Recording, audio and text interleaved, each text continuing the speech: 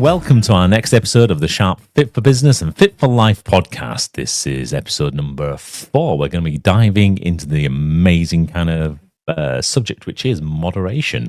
And with me, as always, we have Dominic Furness. Hello. Man of few words this morning. The man of few words, always. Okay, well, we're going to see if we can tease a few more words out of you, especially with this kind of subject. I mean, this subject is, it's the last of our mechanical items. So we talked previously, when we talked about mechanical pieces of being like the movement and the meals. And then before that, we were talking about mind and how you can get your mind to be your best supporter. So this is kind of the last of the mechanical items. So alongside the movement and meals, and this is moderation. And it's the kind of the one mechanical item that a lot of people kind of forget about. Mm-hmm. About staying stress-free, slowing down, sleeping better, that kind of thing. Is that what we're going to cover? Yeah, absolutely. So during the process of adaptation and having that law of a specific adaptation by imposed demands, we're like working our body. So whether that's doing cardio, whether that's doing resistance training, whether that's stretching, etc. And all these things are a stressor in our life. But these stressors kind of cause our body to take some form of damage on board, and therefore it has to have that period afterwards where it's actually then going to start to recover and recoup and repair. And that's really where we're looking at with the moderation side. It's thinking about, how do we actually put our body into that kind of position where we are recovering, recuperating and repairing. Does it tie in with meals a bit with like rest and digest? It does. So you're spot on there, and you've kind of alluded nicely into that kind of activate. And movement as well, I guess, because it's like rest and recuperate, rest and digest. So I was kind of going in the direction of the parasympathetic nervous system there. You kind of alluded to it quite nicely, and that's exactly what we want to be doing. We want to be enabling our parasympathetic nervous system to kind of then kick in, which allows our body into this position where it can repair itself. And some of the things that people notice if they've never kind of been in this position, well, never's a wrong word, isn't it? But, if they don't allow themselves to rest, recuperate, regenerate on a regular basis, it's things like they might be suffering things like a lot more cold type symptoms, so snuffles, aches, pains, those type of things, tiredness, fatigue, lack of concentration, brain fog. You can't really, things just seem to take longer. You might feel more irritable, and in general, you start to feel a lot more run down. Mm-hmm. So do you want to dive into first the difference between parasympathetic and sympathetic nervous system? Yeah, and maybe go into a few ways of how you can activate your parasympathetic nervous system. Yeah, well, we could do that, definitely. So when we think about the sympathetic nervous system, this is really easy. This is where effectively our body goes from 0 to stressed in about a heartbeat, really. Like fight or flight mode. Exactly. Fight, freeze, or basically you've taken that kind of at that point where your body's thinking, actually, I need to survive here. And that is the kind of big stress response. So that's where effectively our body then floods ourselves with cortisol, with adrenaline, with other kind of hormones, which puts ourselves into a position where it stops our digestion, or certainly slows it down. It stops our bodily repair. It might be that you feel desperate to go to the toilet or something. And all these things kind of just are part of your body's way of kind of reacting to it. So it's kind of, let's get rid of as much of the waste, the things that we can't reuse, get rid of out of the body. Whatever we have got in our body, let's kind of keep it ready for that kind of initial kind of burst of energy. So if you've got like free floating fatty acids or anything that's kind of in your body, it's going to try and store that ready for that moment where you're going to need it. And that's okay when you know what that stress response is about, or you've got an outlet for that stress response. And it's useful when you're in a setting of being in the gym to be in that sympathetic nervous state so you can push harder. Yeah, absolutely. And not just in the gym, but if you think about anything in life where you're really looking to kind of push yourself forward, to kind of make that big step change, then that's where you're really engaging that sympathetic nervous system, and it gives you that edge. It allows you to think that little bit sharper just for that moment, effectively. But you don't want to be running on it all the time because you'll burn out. Exactly, and that's where things like chronic stress come into play. So if we think back about what are some of the good things that we can use stress for? Things like if you're like yourself when you went to go do your driver's test. You spend that time. It's not a easy position to be in. You've got to learn a new set of skills. Your feet and your hands and everything are just uncoordinated. This was 6 years ago. Well, yeah. But what other kind of example would you like? Making it sound like I passed yesterday. You've For me, it feels like yesterday. Okay, but I've got a few more years under my belt. Yeah, no, you can keep using that analogy. It just works well as an analogy, but you can use anything. So, for example, if you want to take a more recent kind of feeling of stress, think about, for example, what the stress you put yourself through when you were doing the climbing that you've started. So when you first started it was stressful because you couldn't do it. It was also stressful. You were trying to work out how do you get your hands and feet into the right positions. So even though you were quite sporty, you were quite active, etc., you're still kind of pushing yourself. You're pushing your limits to put yourself into that kind of stress state. But that means that you've been able to take that whole experience and continue at it, because it's also giving you that little bit of a challenge, which has kept you interested. It's kept you in that place of, I want to do this. I want to find out how I can actually make this work for me. And that's been that kind of that double-edged sword, this kind of stress response in your body. Yeah, well, I would argue that is a bit of a double-edged sword in the fact that it is good to tap into the other more calming side of things. I think things through logically. Yeah, so I mean, taking that time to like stop and rest, digest, kind of just really. And it's hard. It really is, especially, for example, if you're a busy person, if you're a busy professional, you're a business owner, you're somebody who's effectively always on the go. There's always something that you can be doing. It's really hard sometimes to actually take that time, put it to one side, and say, no, this is going to be me time. This is going to be my time to relax. And for a lot of people, I was just literally having this conversation with a lady the other day. During a consultation call, and she was saying she was just constantly stressed all the time. And then when you start to look at how she was living her life, it was even simple things like, for example, she'd go to bed and she has her phone with her. She uses her phone as an alarm clock. It's not an unusual thing. It's something that we both do.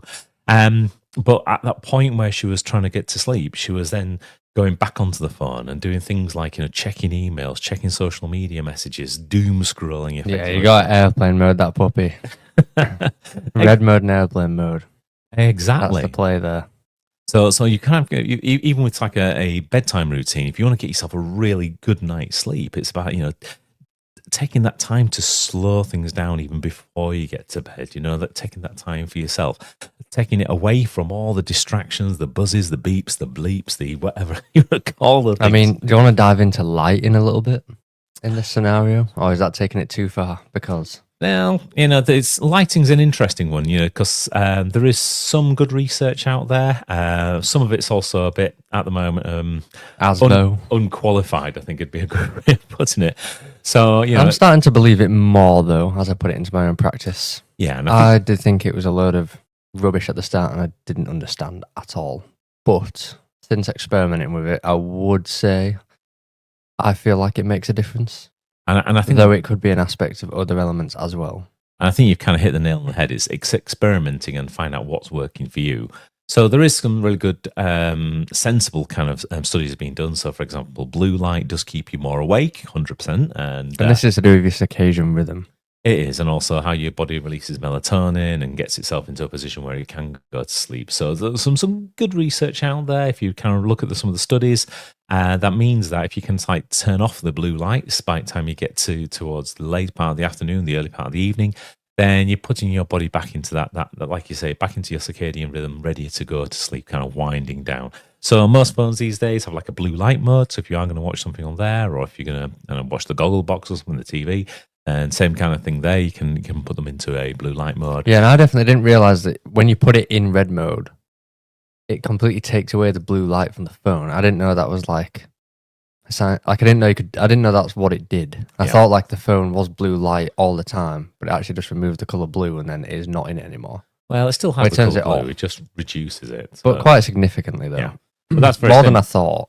That's very similar to what we've got with lighting, for example. So here we're using the bright white lights here. So these have got the colouring of that kind of range. We're not looking at the more red tinted lights. So if we did that here, then obviously we'd have a more red tint. Like a guinea pig hutch. Although, to be frank, I think the lights are probably a little bit too bright today on this one. A little bit. Yeah, it does feel like almost utilising one of those seasonal lights as well, which is, again, this is where the science... like a sad lamp, like seasonal something disorder. What is the A? I can't remember off the top of my head. But the whole idea being is, and this is where the science really is, there's no conclusive evidence here. with regards to sitting in front of a really bright light first thing in the morning for like half an hour or something. But I now do it, which I never done in my life, and I would say I feel better. But I don't know if it's as a direct impact of that or a lot of other changes. But I will say I can kind of back it now.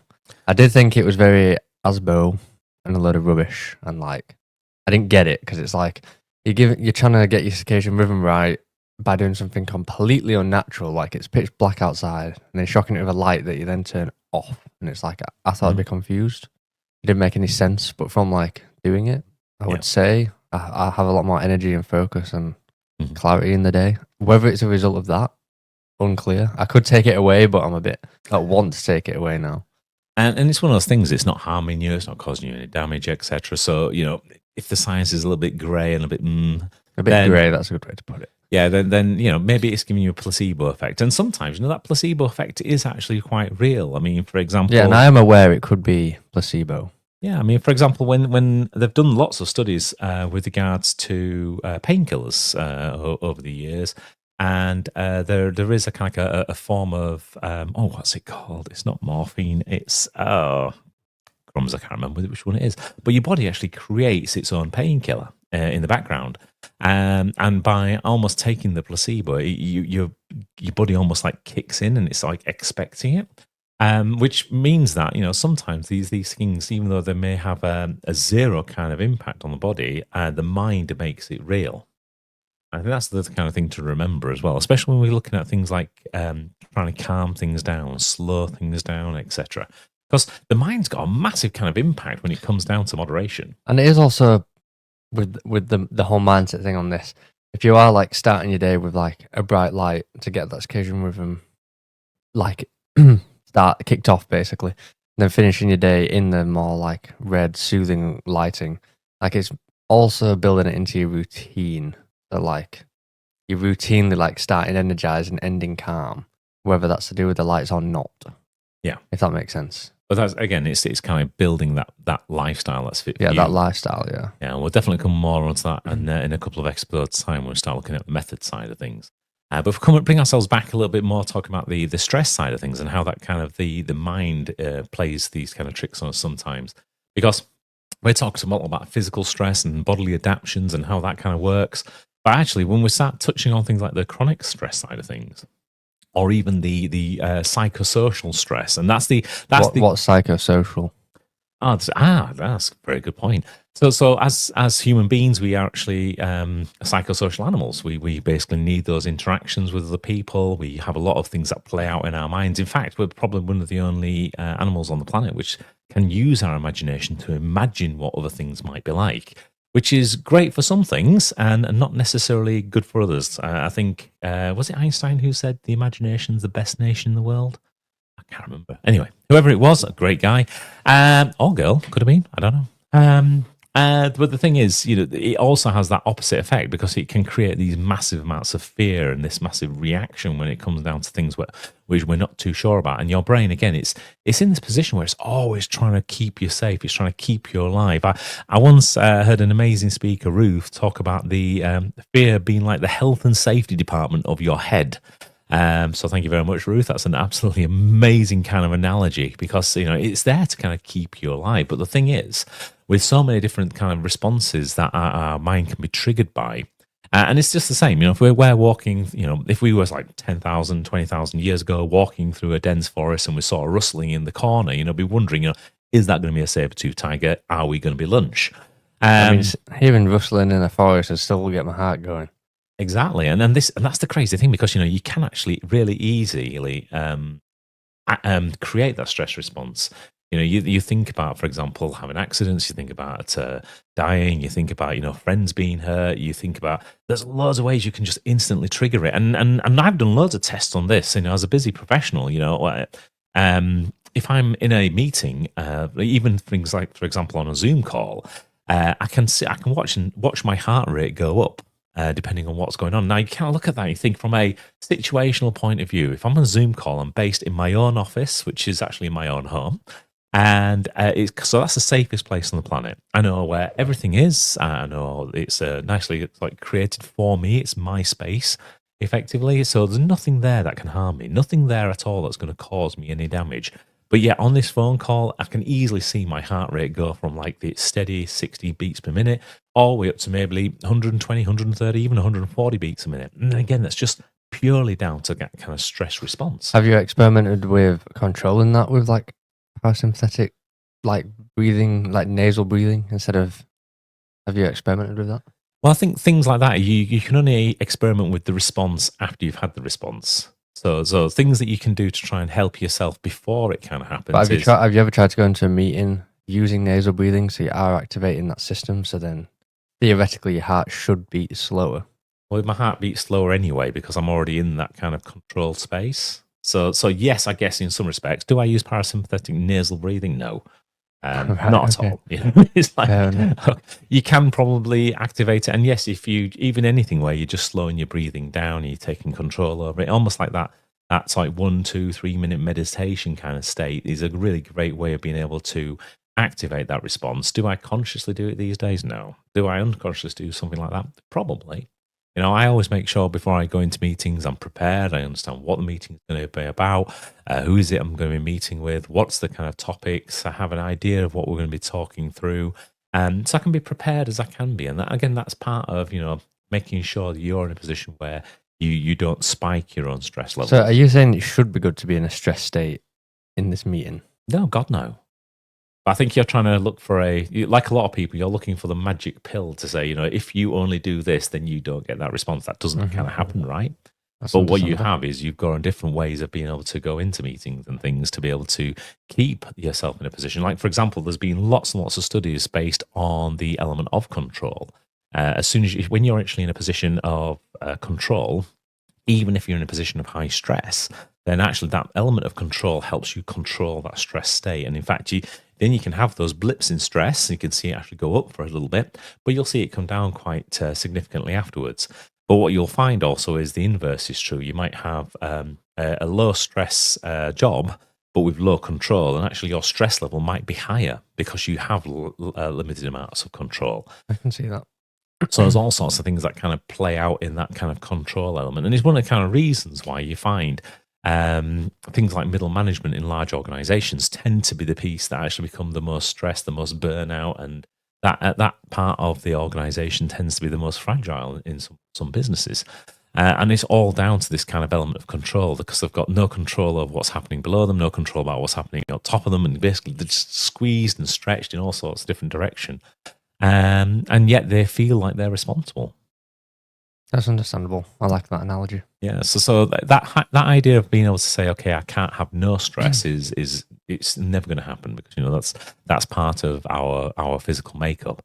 But what we do with that stress and how we can actually manage that stress or mitigate it or outsource it, the same as what we do, for example, for risk management.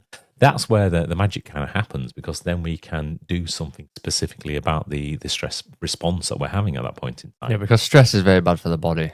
Like too much. Like, is it chronic? You used the word chronic stress. Yeah, chronic stress is bad. It's just constantly going to be building up, and that's where you start to feel things start to break down.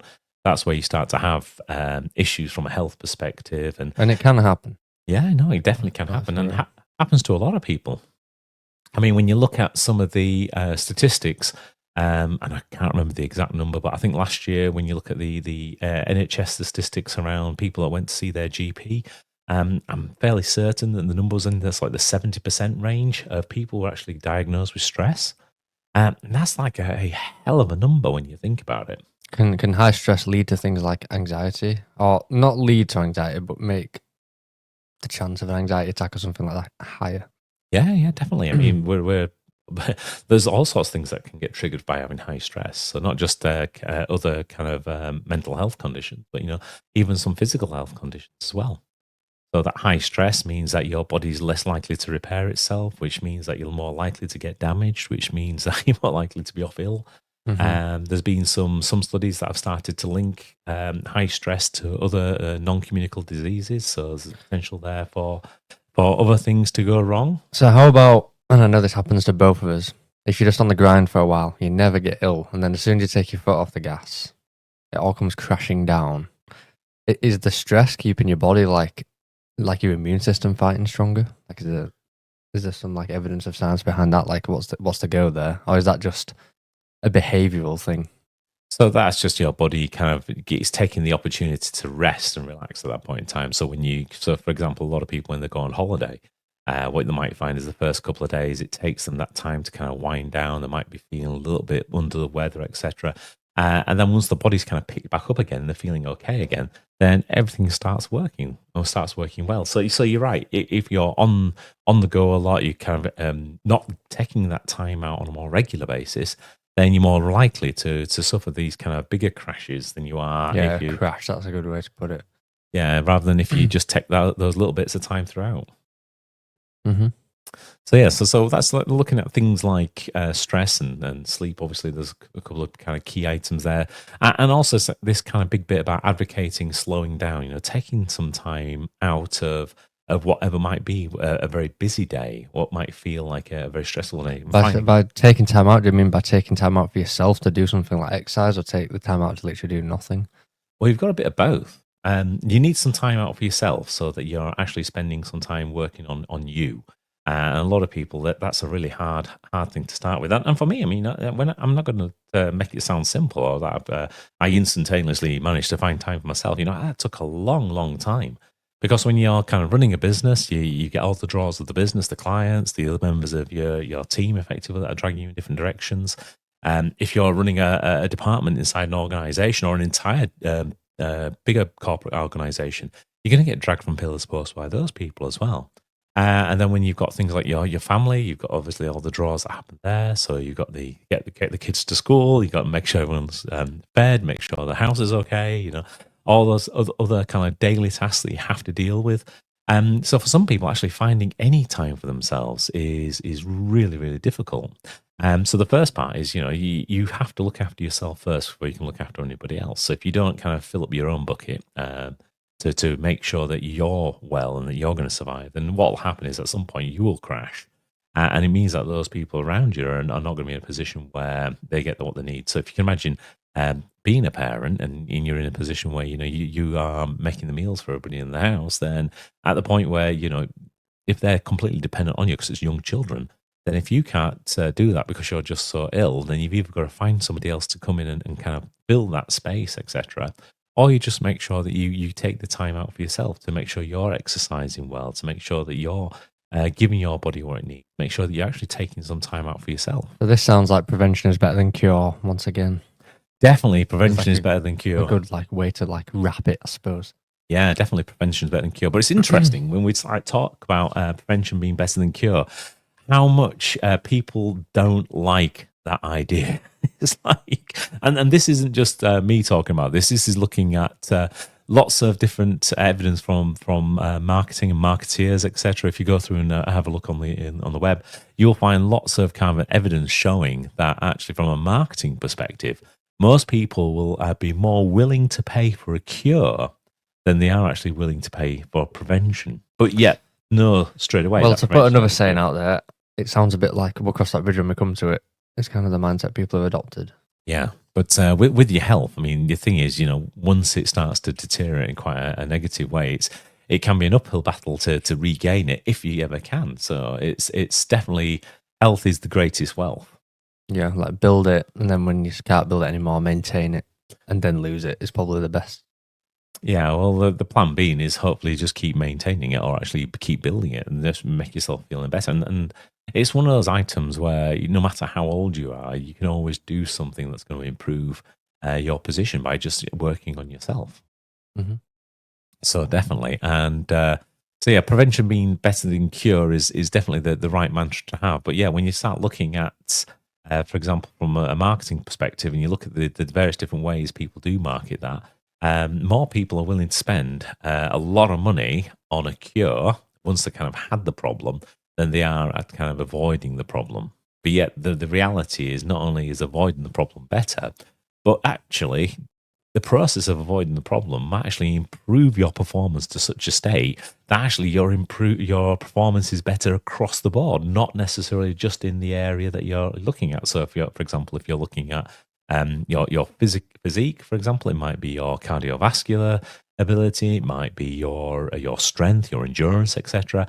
Then great, absolutely fantastic. You can improve that, you can make it better, and obviously that's going to prevent other kind of problems. But in doing so, you're actually going to also improve your performance in other areas of your life, because you're going to keep that blood flow being more oxygenated, which means that you're going to be able to be sharper when it comes down to clarity of thought, clarity of thinking. Again, there's lots of great studies out there that kind of show this kind of direct connection between physical exertion and actually what happens in the grey matter between your ears. Likewise, if you're looking at what you're kind of eating, if you're eating well, so that you're eating in a way that's actually supporting your body, as we talked about a couple of episodes ago, then that has some massive effects as well, because rather than feeling those kind of pits and spikes of the kind of the energy that goes through you, or not having the right building blocks to make sure your body's working correctly, you've got this kind of steady supply, which means that your body starts getting used to it, and you get used to the fact that you've got this performance that's constantly available. So that means that, again, you're not having that kind of slump in an afternoon where you can't do anything. Which can happen if you, well, I don't want to go back to meals again, but yeah, if you eat too much, you do have that thing of like, oh, I can't bother to get going again. Yeah, exactly. So you just got to like keep everything in balance. You don't have that. Yeah, so if you've kind of got all these things going on for yourself, and same with moderation, if you're taking the time out to actually rest and relax and to just really be the human being rather than the human doing, then all of a sudden you find that you're not as stressed. You've got a better grip on everything that's going on in your life. And you will have more energy to take into work. Yeah, exactly, because you're creating this change of state in yourself. Mm-hmm. So yeah, you've got this ability then to bring this back and make that big difference. So I think when you start to talk about the prevention is better than cure, I think it's because a lot of people they see the prevention and think, okay, well, like you said, I'll deal with that when it comes, because they're feeling quite good at the moment. But actually, when it comes, it's a bit like the old analogy of boiling a frog. And I'm going to say right now, I've never boiled a frog. And I actually did some research to see, has anyone ever actually boiled a frog? And I don't believe this has ever been tested as a thing. But it's an analogy that everyone seems to use. The boiling the frog. You put the frog into hot water, it jumps straight out. You put a frog into cold water and kind of heat it up gently, and it stays in and gets cooked. And that analogy kind of works with people as well when it comes down to prevention is better than cure, because at the time, it's like death by 1,000 cuts. You've got little things kind of going on. You put less time into yourself. You eat that little bit worse each and every time. You give yourself that little bit less rest. It's just that next proposal that I need to get out. Or I need to just put this extra hour into this piece of work. Yeah, this is going back to what I was saying before a few episodes ago. Like, there's always, I think I mentioned it, there's always like more work to be done. Mm-hmm. Always, like you'll just finish something and then the person above you, which there's always somebody above you, will just then be like, oh, we'll give some more. Like, you'll never get to the end of the work. And I think taking the time out to rest or do something for yourself, I know for me it was hard at the time. Like, I'm like, I'd rather spend the hours at the desk. But if you take that out, I'll use just an hour as an example. You take that hour away to work on yourself and relax a bit and de-stress and do something for you, then you've lost an hour at work, but you've actually gained a lot more clarity and focus in which you're I find that I'm much less distracted and I don't procrastinate as much, because it felt like taking that time out was a procrastination, but it's kind of not, because your mind's more in it when you come to it, so you're not just wasting the time there with brain fog. Exactly, and that's the thing when we start coming back to this prevention is better than cure. It is finding those additional items in there that make it so you can do that. So hopefully you guys have got a bit of an idea around moderation, definitely taking that time out to rest, digest, relax, let your body recoup, regenerate, etc. And be in a position where it's going to be able to support you going forwards. And you are enough. That's the kind of key thing to remember. You deserve this. This is your life. You are the director of your life. And you only get it once, we think. Exactly. This is not a dress rehearsal. This is the main event. So if you're not doing things that are supporting your body, you're not doing things that are kind of helping to build you up, you're not doing things that are going to help move you forwards, then maybe something needs to change. Maybe it's a kind of take that kind of wake up call and realize, yes, prevention is better than cure. Yes, realize that medical science is probably advancing in a whole variety of different areas. But sometimes, even the cure is pretty horrendous for some things. Agreed. So next time we're going to be back here, we'll be talking a little bit more on monitoring. So we'll move on to that kind of nice subject. But until then, we're going to let you go. Enjoy yourself. Have an absolutely fantastic week ahead. Always find something to live, love, laugh, and have fun about. And make sure you do take that time for yourself. Make sure you find some time out. And yeah, please follow us or like and subscribe, whatever platform you're on. Just get the notification bell going. Yep, comment, share, the usual things. Yeah. Because if you think someone needs to hear this message, somebody actually this would benefit somebody, then just share it with them. We're always welcome new people to the podcast and also to the remainder of our materials that we've got available. There's blog articles, there's free classes that we hold a free web class all the time. So we're just here to kind of help and advise and kind of bring hopefully that little bit of hope, that little bit of vision, that little bit of cheer to everybody's life so they can live with, passion, performance and prosperity. Yeah, and final plug, we've got a morning exercise class as well, 6 a.m. most days. In UK time, that is. UK time. Dependent on availability too, but quite often. This is true. So have an absolute great weekend. I'll speak to you later. Bye-bye for now. Peace out.